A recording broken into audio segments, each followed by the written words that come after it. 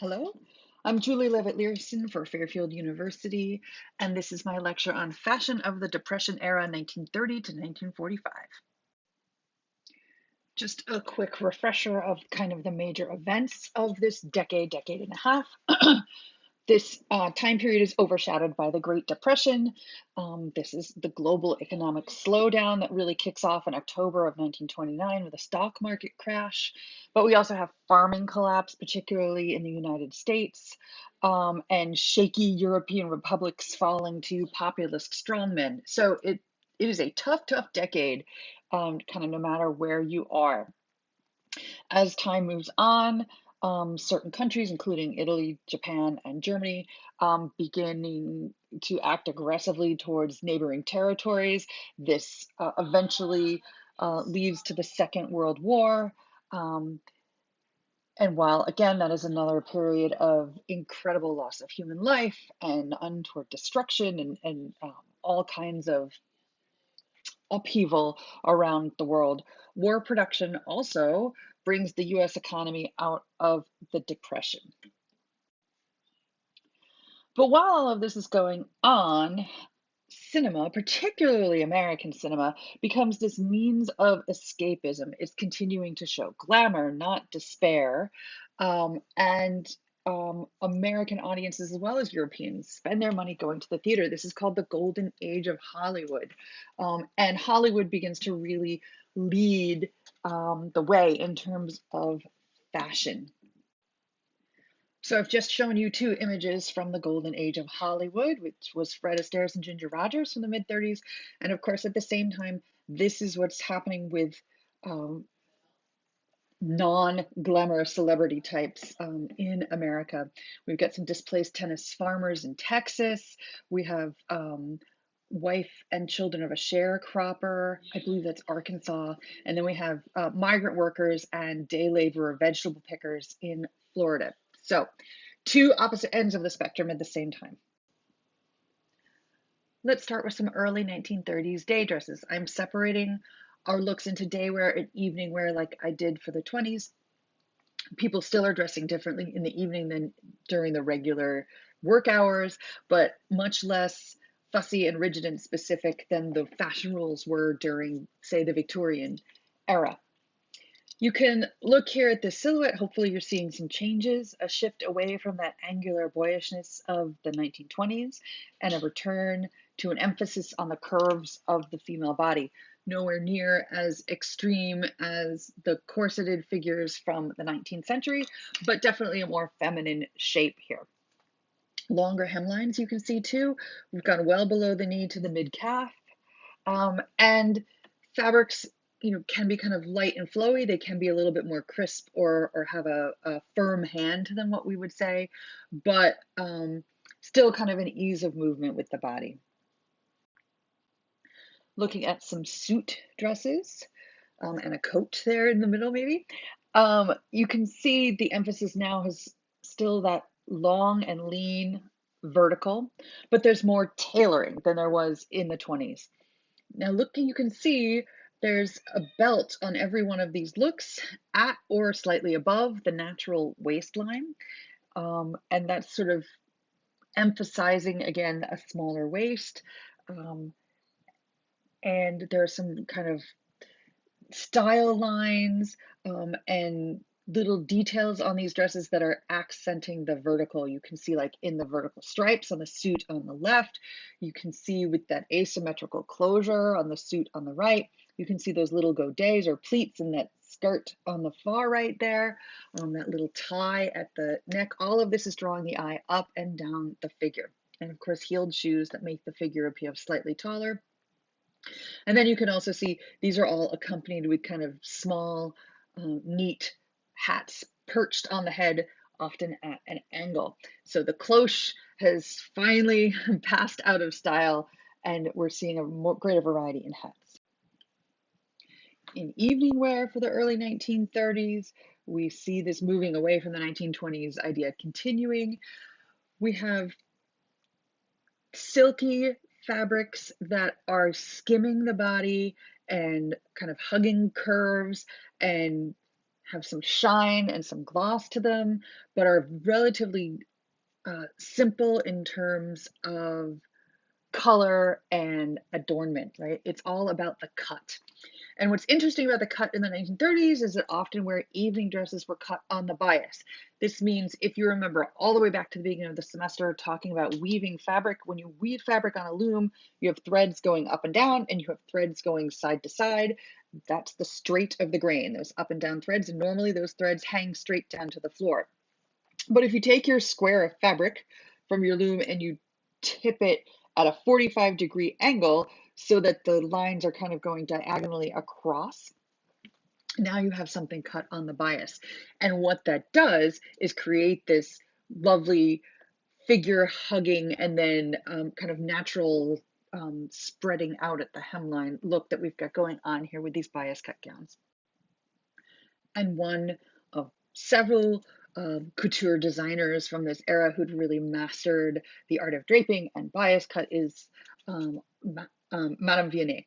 And she was well known for her evening gowns.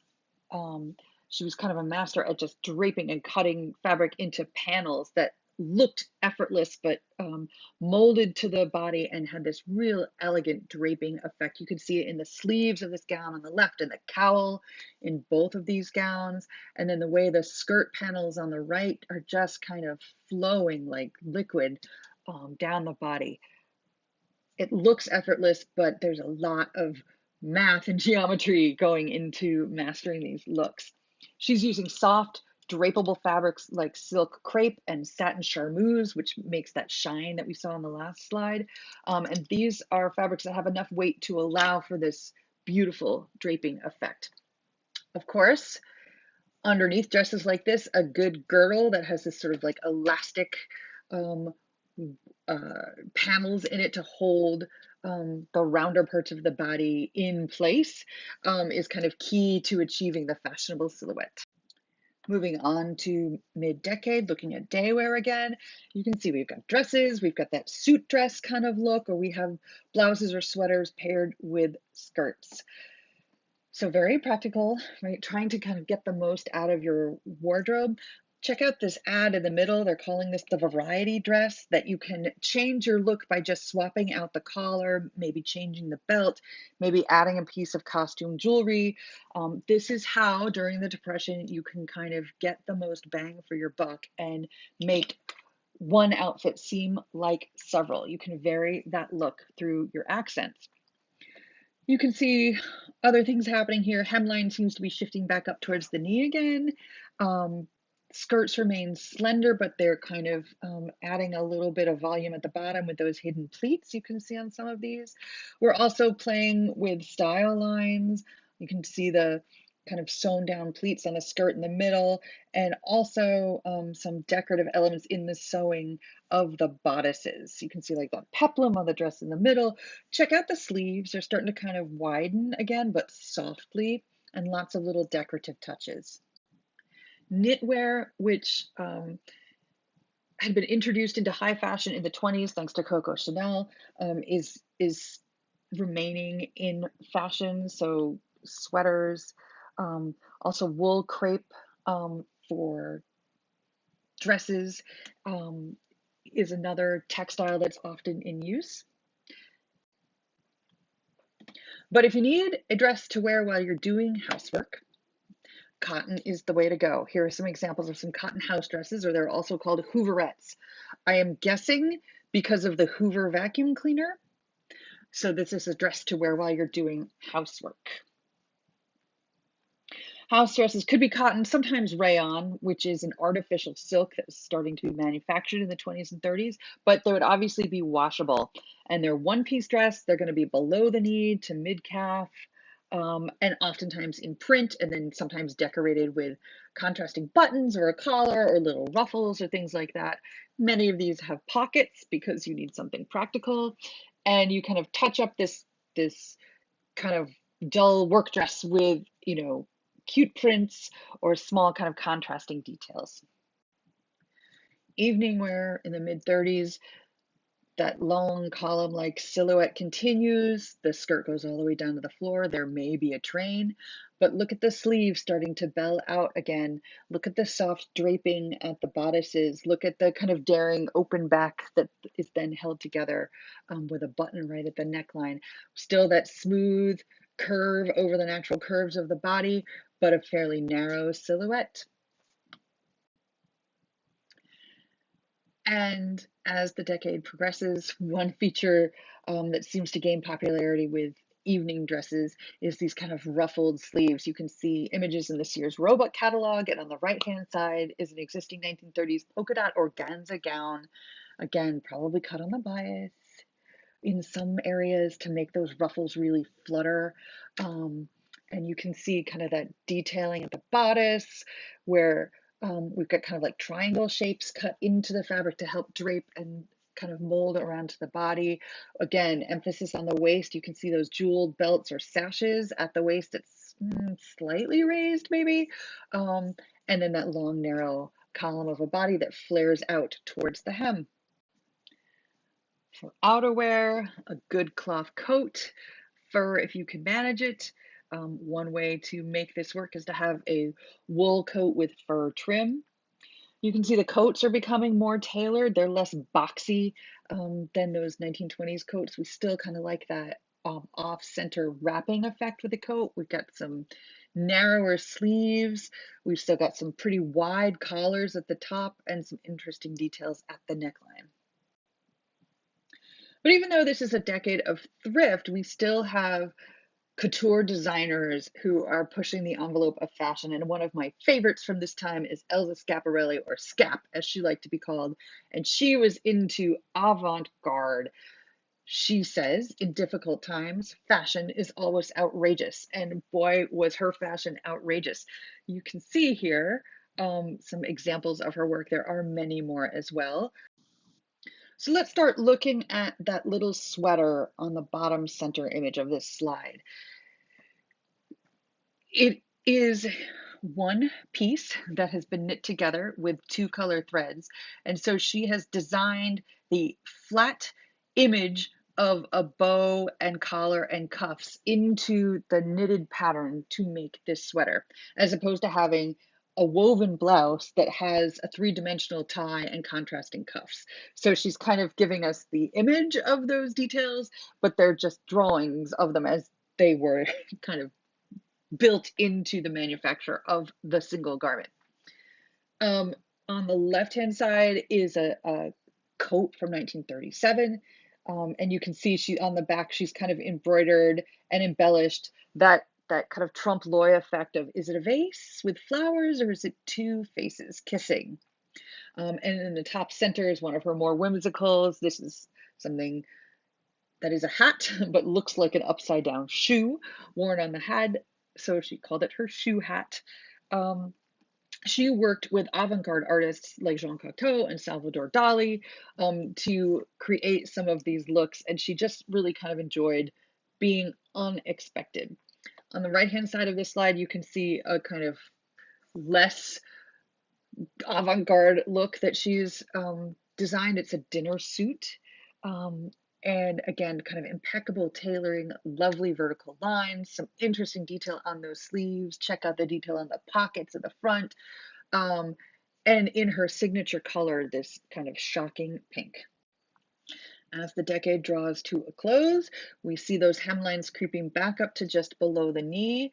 Skirts become a little bit more A-line, but look at all of the details happening in these dresses. We've got pleating, we've got ruching, we've got gathering, we've got tiny little decorative buttons, we've got puffy sleeves, we've got this little applique detail up at the shoulder line. We have this yoked waist effect happening, especially with the dress on the right, where a full volume is then gathered into a kind of flush piece that just hugs the body, and then we have our fuller volume skirt coming out below. You can see also shoulders are starting to get a little bit more emphasis, starting to kind of widen out again with those puff sleeves. For leisure wear, sweaters are kind of gaining popularity, and they're often paired with slim skirts, or for the very fashion forward with trousers. Katharine Hepburn is featured here in the middle. She's kind of the first American icon to really insist on making pants fashionable, and it carries over.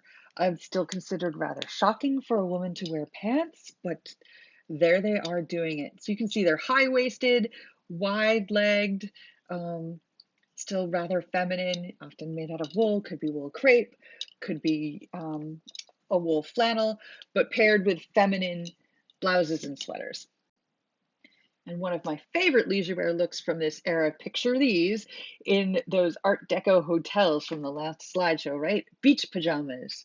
These were worn as a cover-up over swimwear or just by themselves while you weren't directly sunbathing at the beach. As you can see, these ladies are kind of promenading on the beach in their pajamas with sun hats, and must be a little bit windy because they've got some sweaters or jackets on over. These were often made of silk or rayon, and they just kind of flowed and were wide-legged with different variations on the sleeves, sometimes with a little self jacket, sometimes not, and lots of color contrast. Hair and makeup for this era continues to be kind of highly stylized. The eyebrows are very thin, they're arched, they are often kind of plucked within an inch of their life and then drawn back in with pencils. We can see we have lashes defined by mascara. Again, full round lips in dark lipstick colors and a rather pale face. You can also see the hair getting a little bit longer, maybe to the shoulders, and it's wavy and soft. This is that Marcel wave, kind of softening that bobbed look from the last decade. Let's take a few minutes to look at menswear from this decade. Let's start with some foundations. This is the era of the boxer short. You can see there has a yoke at the waist, and then the legs of the shorts are a little bit full, kind of gathered into that yoke. So boxer shorts are woven. The knit version of them are jockey shorts for this era, and they were usually worn with an undershirt, as you can see sleeveless here. You could still have kind of a combination of those sewn together, shirt and boxer shorts, and that would still be that union suit idea.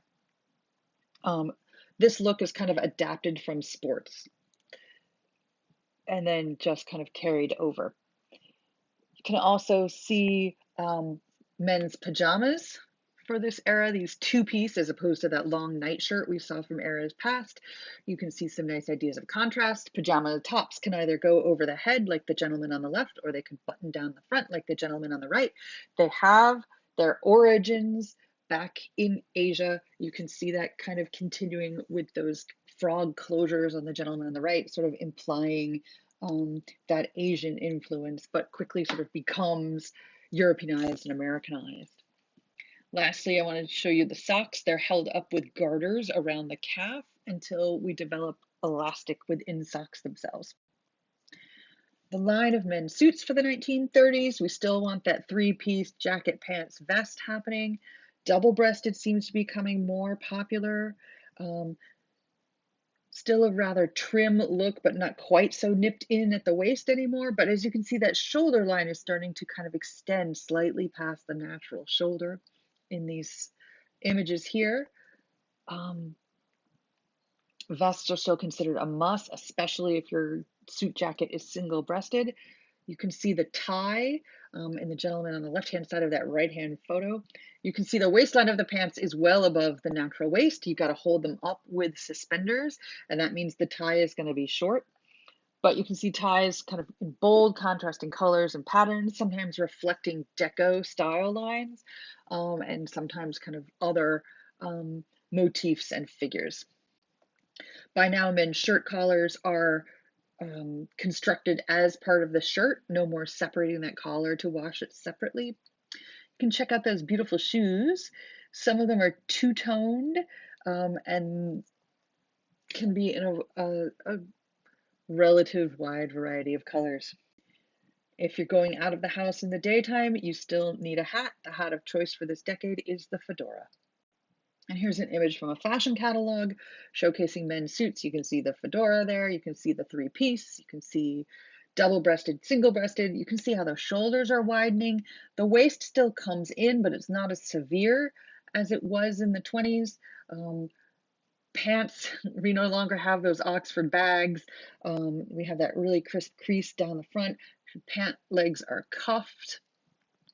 Um, some suits have that shaped belt at the back and that kind of gathered effect you can see underneath that shoulder yoke for that gentleman that's facing backwards. That's a carryover from the Norfolk suit, right, making its way back into day wear. You can vary your look by having separates, as you can see here. The jacket and the pants are not matching, or instead of a dress shirt, you could have a knit shirt or sweater underneath. Check out those two-tone shoes on the right. I rather love them. You're definitely casual if you're not wearing a tie. You can see a slightly less stuffy idea of how to dress for the day than Victorian times would ever have allowed. Another option for casual wear is sweaters, cardigans, sweater vests, pullover sweaters for men in this era. Knitting is something that one can do in their own home, but of course there are plenty of options available for sale. For evening wear, black tuxedos and black tails for the ultra formal occasions are still happening, but one trend for this decade is the white dinner jacket worn with black trousers. Double-breasted seems to be preferred, although you can see there is a single-breasted option. They're buttoning really low on the torso, right down at the waistline. You can see the cummerbund kind of peeking out from that dinner jacket on the right-hand side. Collars, shawl collar seems to be pretty popular for this decade. That's rather new in terms of popularity. Black tie really becomes the go-to formal look in this decade. White tie still exists, but it's really just for the most formal of occasions. Definitely holds on longer in Europe than in America. America is just generally seen as a more casual place to be. Um, but now, if you're wearing a black tie with your formal evening wear, you're generally considered formal enough. One other detail, you can see that black ribbon or braid down the outseam of the trousers. And a quick look at men's hairstyles. Pretty much side part. The hair is then swept to the side or towards the back on both sides of that part. There's a little bit of length on the top. You might have straight hair. You might have a little wave in your hair. If you don't have naturally wavy hair, men as well as women sometimes adopted that Marcel wave look. And again, right, really sharply cut, kept nice and trim, close to the head, close to the neck, and using pomade or brilliantine, other kinds of lotions to create that shine. Clean shaven, still pretty in, or small, neat mustaches like Mr. Clark Gable there on the left. And now we move into the 1940s, and we're going to see how World War II impacts fashion choices. Again, just a reminder, 1940, Germany is occupying France. That pretty much shuts down the fashion houses. Some French couturiers kind of make intentionally ugly fashion for a season in hopes of humiliating the Germans, but that kind of quickly disappears. England is under threat of invasion with the Blitz in the early 40s. The United States enters the war at the very beginning of 1942. So all of this military action, of course, interrupts supply lines. We have factories that are turned over towards the war effort. Textiles and leather and other materials get rationed because certain textiles are being used for the war effort, including silk, which is being used for parachutes, so can't be used for dresses as much. And all of this has an impact. So we see the continuation of that trend that we saw in the late 30s, but now this short knee-length skirt that's relatively close to the body, it's conserving fabric, and so this is considered patriotic as well as fashionable. We can still make some interest with some of the style lines. You can see on that print dress on the left-hand side, those kind of little triangles of fabric below the waistline. But that hourglass is really kind of taking shape again. We're widening out the shoulders past the natural shoulder line, and we're showing an emphasis of that curve of the hips. It's still a feminine look, but it's also kind of communicating a kind of strength. Women's suits for this era, you can see, right, body skimming, again, showing that hourglass shape, not tightly corseted, right, girdled, but not corseted, but kind of more body skimming, and simple, sober, nicely, impeccably tailored, a slight A-line to that skirt. They're rather on the conservative side. Um, Again, you can see that beautiful fur collar dressing this suit up. And emphasis is on things like buttons because we don't have time for all this foofy trim.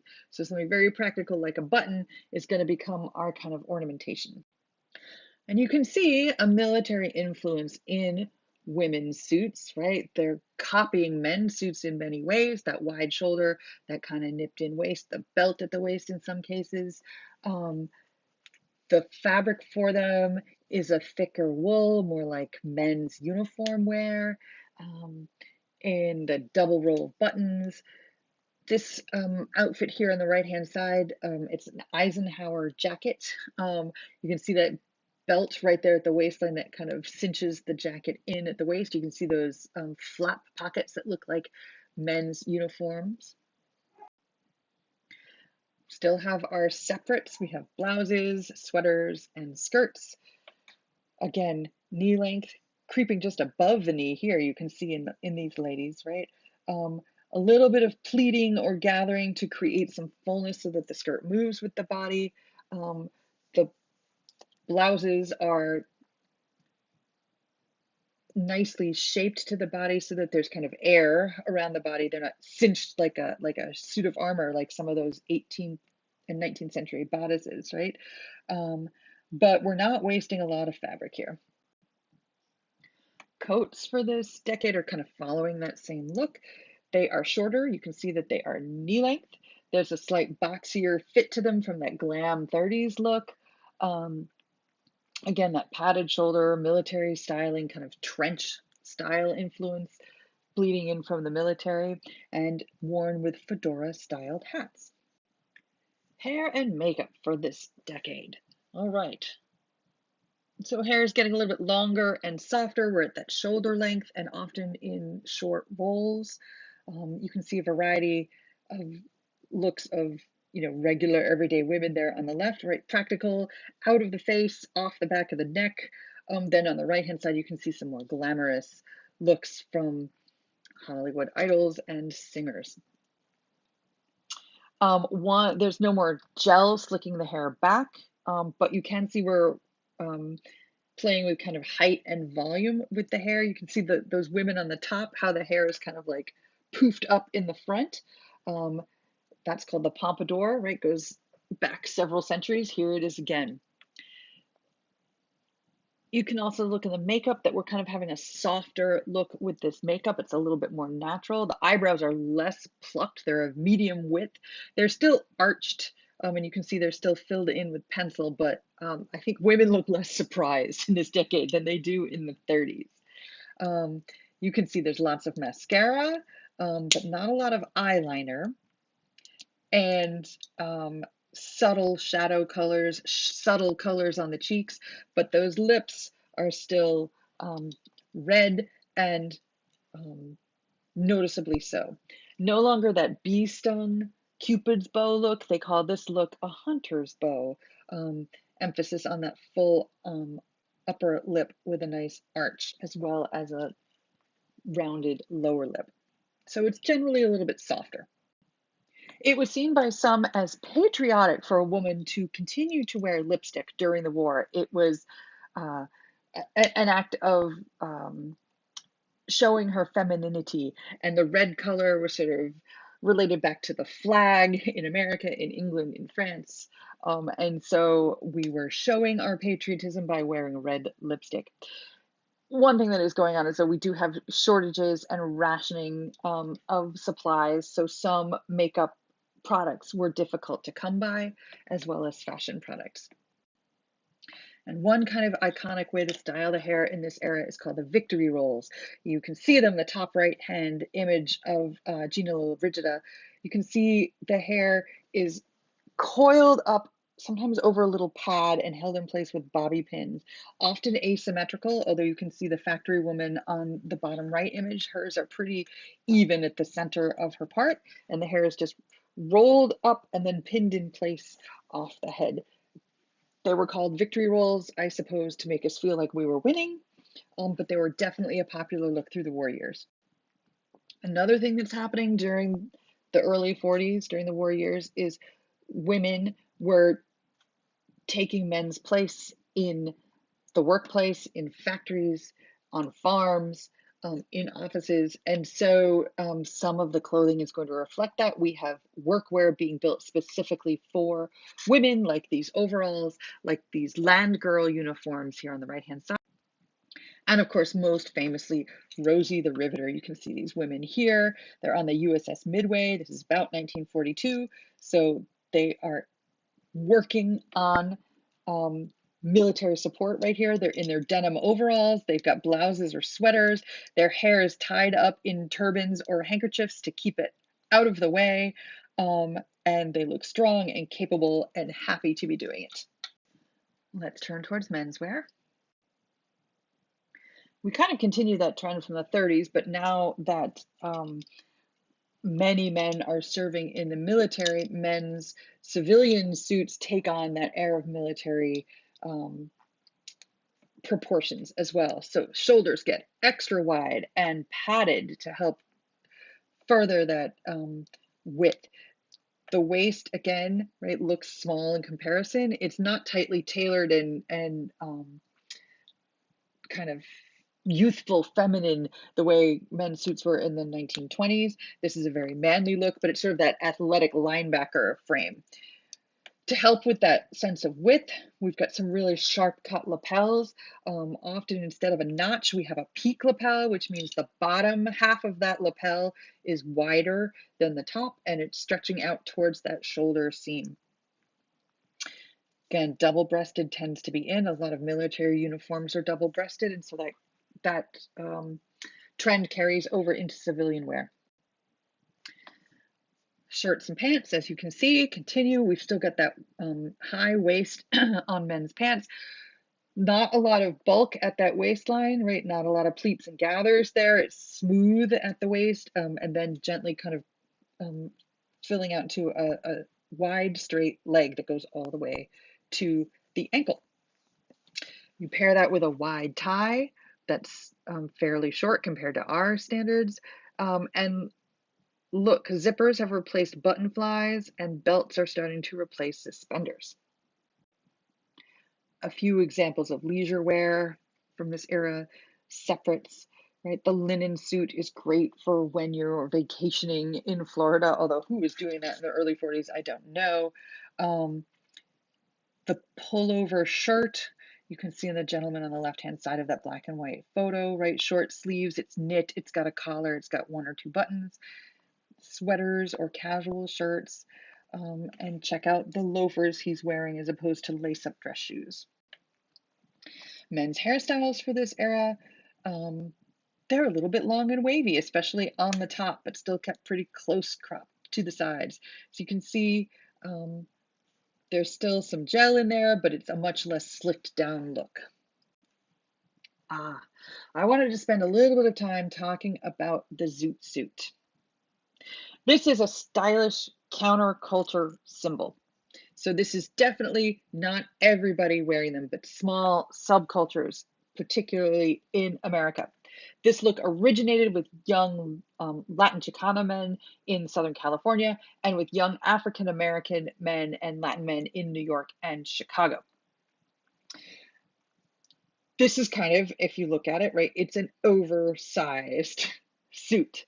And the shape of the suit was designed to sort of showcase the body in motion while they danced. But boy, did the zoot suit upset the establishment. Let's take a closer look at this suit, right? Because in some ways, it's following the main fashion trends, right? We've got a jacket, we've got a shirt and a tie, we've got high-waisted pants.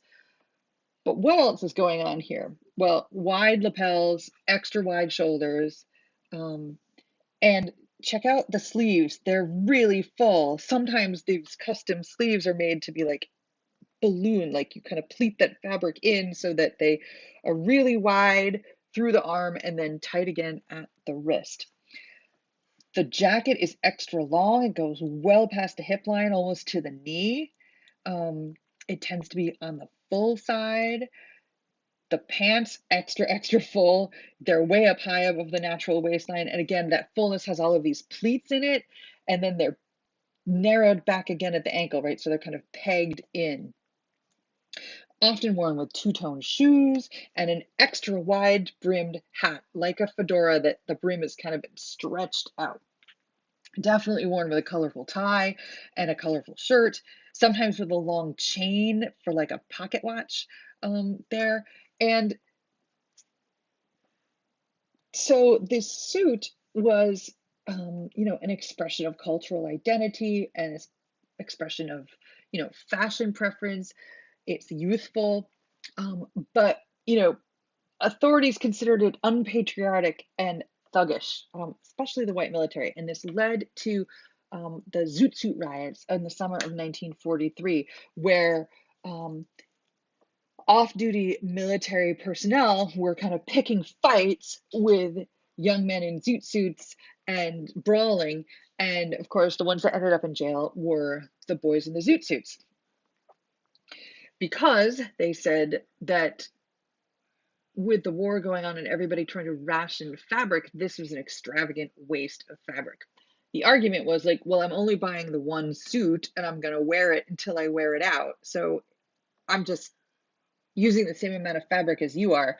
I'm just wearing it in this one outfit instead of 2 or 3 suits. I'm going to throw this in here because not only men wore zoot suits. This is an image from a New York City high school in 1943. These are young women. I'm guessing many of them are Italian, some are probably Latina, and they are protesting their school's ban on wearing pants. But look at these pants. They are wide, they are drapey, they are pegged in at the ankle. That one girl has that long past the knee coat.